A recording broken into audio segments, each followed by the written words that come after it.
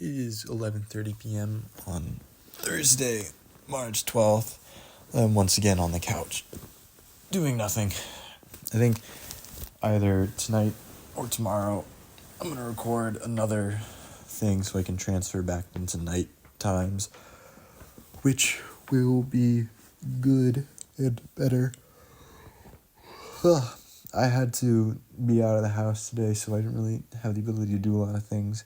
I think tomorrow and Sunday I'll do a lot of studying, because there's no way that I'm going to be able to do work at this point. But, I was driving for a while, so I was listening to a lot of music.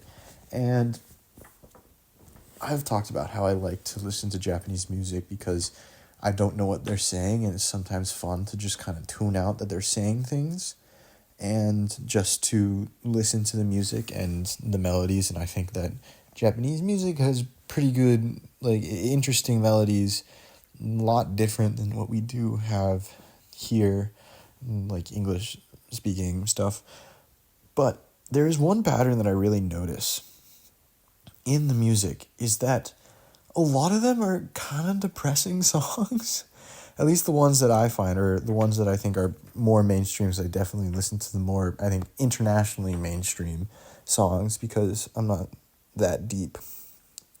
But I mean, it's and they always have also really upbeat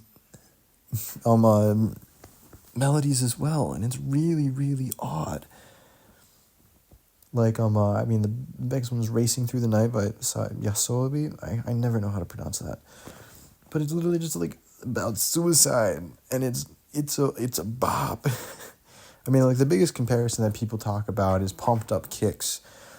Is that Pumped Up Kicks has a really groovy music part, but then you listen to the lyrics and it's about school shootings. But Stay With Me is a song about breakup, but it's so groovy. I Can't Stop the Loneliness. Is another song. It's so interesting that these songs, specifically Japanese songs, are like that. And I don't know, I've listened to a lot of Spanish songs. I've listened to a lot of French songs. And they, you can kind of tell that they're sad. Or you can understand, they try and fit the music with the lyrics in a way. But in Japanese music, at least the songs that I've listened to the most don't. And it's really odd. And the only reason that I'm thinking of it like this is because I don't understand everything that they're saying, or practically anything. I also find it really hard to understand what they're saying, in songs at all. I only have 2 semesters of Japanese under my belt, but at least when I'm watching anime, I can pick up some words, some sentence structures, some of the things that I just oh yeah, I know what that means, that matches the subtitles, got it. But in songs, absolutely nothing. It's so much harder to understand what they're saying. But yeah, it's so depressing. I don't understand. I think it's really cool that it's doing that I like the contrast is cool, but because I don't understand what they're saying, I'm still listening just based on the context, and the music sounds fire. But you really read through the lyrics, and you're damn, that's heavy.